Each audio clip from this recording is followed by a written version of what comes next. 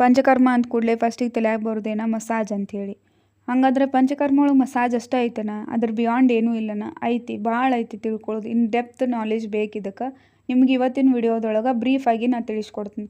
ಪಂಚಕರ್ಮ ಒಳಗೆ 5 ಥರ treatment modalities ಬರ್ತಾವೆ. ಯಾವ್ಯಾವ ಅಂತಂದ್ರೆ ವಮನ, ವಿರೇಚನ, ಬಸ್ತಿ, ನಸ್ಯ, ಆಮೇಲೆ ರಕ್ತ ಮೋಕ್ಷಣ ಅಂಥೇಳಿ.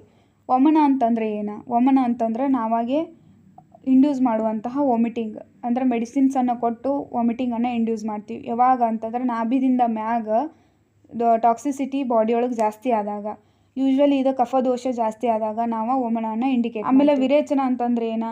ವಿರೇಚನ ಅಂತಂದ್ರೆ ಪರ್ಗೇಷನ್ ಅಂತಂದಂಗೆ ಪರ್ಗೇಷನನ್ನು ನಾವಾಗೆ ಇಂಡ್ಯೂಸ್ ಮಾಡ್ತೀವಿ. ಯಾವಾಗ ನಾಭಿದಿಂದ ಕೆಳಗೆ ಪಿತ್ತದೋಷ ಜಾಸ್ತಿ ಆದಾಗ, ಯೂಶ್ವಲಿ ಪಿತ್ತದೋಷ ಜಾಸ್ತಿ ಆದಾಗ ಮಿಕ್ಕಿದ ದೋಷಗಳನ್ನ ಅಕಾರ್ಡಿಂಗ್ ಟು ಯುವರ್ ದೋಷಾಸ ಮತ್ತು ನಿಮ್ಮ ಬಾಡಿ ಟೈಪ್ ಮೇಲೆ ವಿರೇಚನನ ಇಂಡಿಕೇಟ್ ಮಾಡ್ಬೋದು.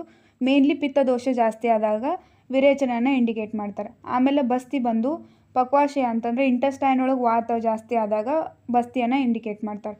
ಬಸ್ತಿ ಅಂದರೆ ನಿಮ್ಗೆ ಪಕ್ವಾಶಯದೊಳಗೆ ಮೆಡಿಸಿನನ್ನು ಏನೆಲ್ ರೂಟಿಂದ ಇಂಡ್ಯೂಸ್ ಮಾಡಿ ಟ್ರೀಟ್ಮೆಂಟನ್ನು ಮಾಡುವಂಥದ್ದು ಬಸ್ತಿ.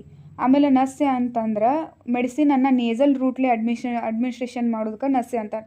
ನಸ್ಯ ಯೂಶ್ವಲಿ ಯಾವಾಗ ಇಂಡಿಕೇಟ್ ಮಾಡ್ತಾರೆ ಅಂದ್ರೆ ಊರ್ಧ್ವ ಜತೃಗತ ವಿಕಾರ, ಅಂದರೆ ಕ್ಲಾವಿಕಲ್ದಿಂದ ಮ್ಯಾಗ ಏನಾದರೂ ಡಿಸೀಸಸ್ ಇದ್ದು ಅಂತಂದ್ರೆ ಅದನ್ನು ಶೋಧನೆ ಮಾಡೋಕೆ, ಅಂದರೆ ಪ್ಯೂರಿಫಿಕೇಷನ್ ಮಾಡೋಕೆ ಅಥವಾ ಅದನ್ನು ಶಮನ ಮಾಡೋಕೆ, ಅಂದರೆ ಸ್ಪೆಸಿಫೈ ಮಾಡೋಕೆ ನಸ್ಯನ ಯೂಸ್ ಮಾಡ್ತಾರೆ.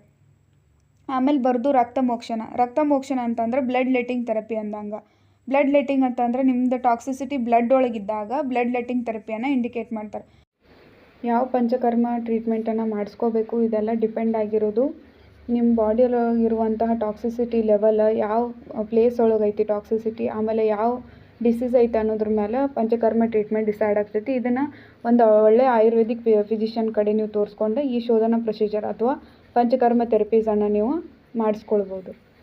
ಇಲ್ಲಿವರೆಗೂ ವಿಡಿಯೋ ನೋಡೋದಕ್ಕೆ ಧನ್ಯವಾದಗಳು.